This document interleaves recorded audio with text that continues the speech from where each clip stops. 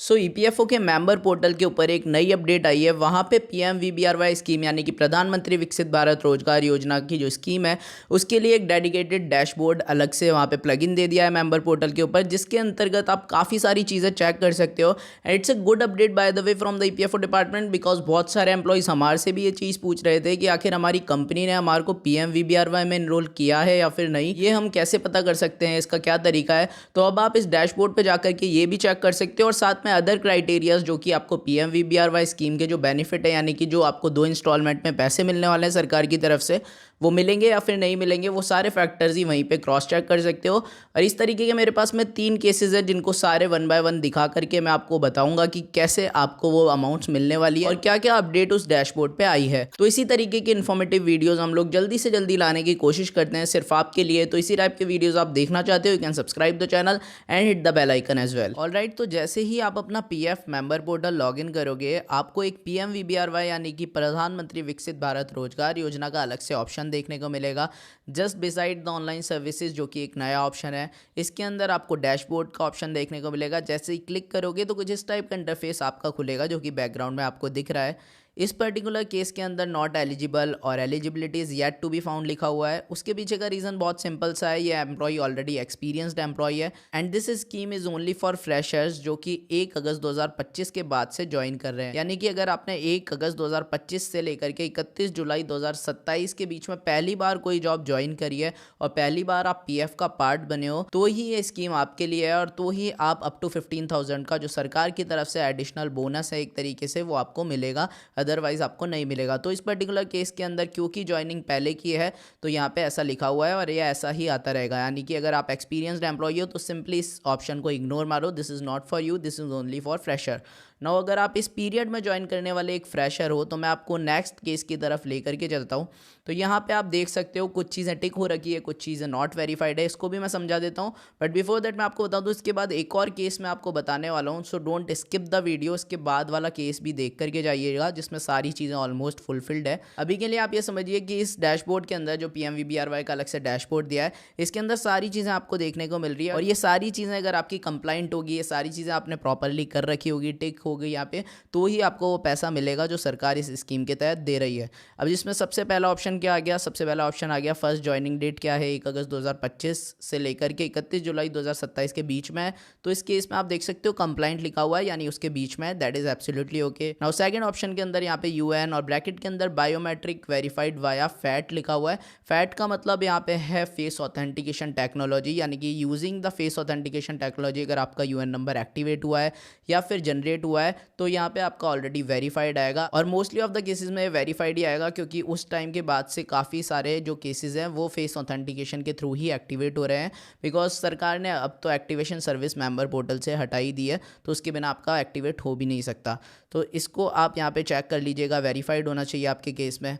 Now first completed month contribution की बात करें कि 1 महीने का क्या कंट्रीब्यूशन सबमिट हो गया, तो अभी तक क्योंकि कंप्लीट नहीं हुआ है, सबमिट नहीं हुआ है कंपनी के एंड से इस पर्टिकुलर केस के अंदर, तो यहाँ पे ब्लैंक एरिया दिया हुआ है, यहाँ पे कुछ भी नहीं मेंशन। फिर उसके नीचे आप आ जाओ आधार सीडेड इन एबीपीएस, तो यहाँ पे नॉट येट वेरीफाइड लिखा है। Now this is very interesting point, ABPS आखिर है क्या? तो ABPS is basically Aadhaar based payment system, जो कि सरकार का एक बेसिकली पेमेंट सिस्टम है जिसके थ्रू सरकार अपनी अलग अलग जो स्कीम्स है उसके पैसे आपके खाते में, आपके बैंक के अकाउंट के अंदर ट्रांसफर करती है। तो इसके लिए मैंने पहले ही वीडियो बनाई थी कि डीबीटी अनेबल आपका अकाउंट होना चाहिए तभी आपको पीएमवीबीआरवाई स्कीम मिलेगी। वो कैसे कर सकते हो, आप पास्ट वीडियोस भी देख सकते हो और इस टाइप की वीडियोस हम लोग लाते भी रहते हैं रेगुलरली, तो make sure again to subscribe the channel and hit the bell icon. Now अब एबीपीएस आधार सीडिंग ट्यूटोरियल यहाँ पे जो दिए हुए हैं इंग्लिश और हिंदी के, इसके ऊपर आप क्लिक करोगे तो आप एनपीसीआई के चैनल पे डायरेक्टली रीडायरेक्ट हो जाओगे, जिसके लिंक मैं आपको वीडियो के डिस्क्रिप्शन में दे दूंगा। अगर आपको वो वीडियोस देखने हैं तो आप वहाँ से चेकआउट कर सकते हो,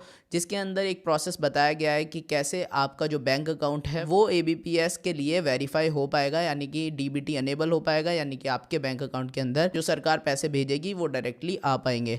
तो ये चीज़ यहाँ पे वेरीफाइड होनी चाहिए, जो कि नेक्स्ट केस में वेरीफाइड होगी, मैं आपको दिखाऊंगा अभी। इसके अलावा आप देखोगे ज्वाइनिंग ग्रोस वेजेस क्या 1 लाख से कम है, तो ही आपको मिलेगा। यानी कि अभी तक ये ब्लैंक इसलिए क्योंकि फर्स्ट कंट्रीब्यूशन सबमिट नहीं हुआ। जैसे ही फर्स्ट कंट्रीब्यूशन सबमिट हो जाएगा तो ईपीएफओ को पता चल जाएगा कि किस अमाउंट के ऊपर पीएफ जमा हुआ है, उसके बेसिस पे ये एलिजिबिलिटी ऑटोमेटिकली या तो टिक हो जाएगी। अगर 1 लाख से ऊपर की अमाउंट पे जमा हुआ है पीएफ तो ऑटोमेटिकली यहाँ पे डिसेबल्ड कर दी जाएगी इस पर्टिकुलर एम्प्लॉय के लिए ये स्कीम। नाउ लास्ट ऑप्शन में यहाँ पे एग्जिटेड फ्रॉम एलिजिबल एम्प्लॉयमेंट लिखा हुआ है, तो यहाँ पे नॉट एग्जिटेड करके ग्रीन मार्क है, यानी कि अभी तक इस एम्प्लॉय ने इस एम्प्लॉयमेंट को नहीं छोड़ा, इस कंपनी को नहीं छोड़ा।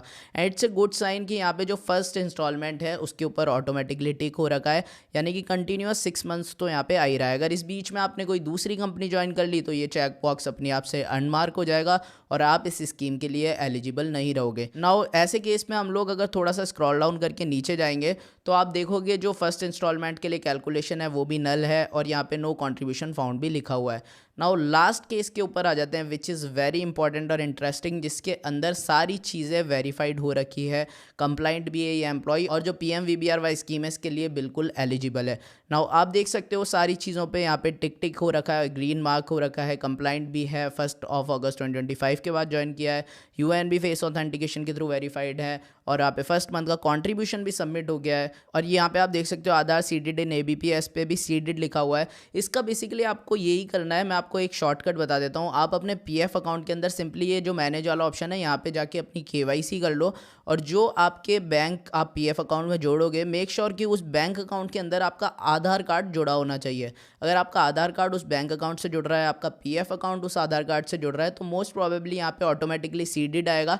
फिर भी अगर कुछ रेड मार्क यहाँ पे आता है, नॉट वेरीफाइड आता है, तो आप एक बार बैंक ब्रांच विजिट करके वो वाला फॉर्म वगैरह जो भी है ABPS वाला वो सबमिट कर देना सो दैट आपका बैंक अकाउंट इस चीज़ के लिए एलिजिबल हो सके और आपको वो पेमेंट मिल सके ना। उसके बाद में ज्वाइनिंग ग्रॉस वेजेस 1 लाख से कम है तो यहाँ पे कंप्लाइंट है, क्योंकि जैसे ही ECR सबमिट होगी तो ऑटोमेटिकली EPFO को पता चल जाएगा कि 1 लाख से कम है या फिर ज़्यादा।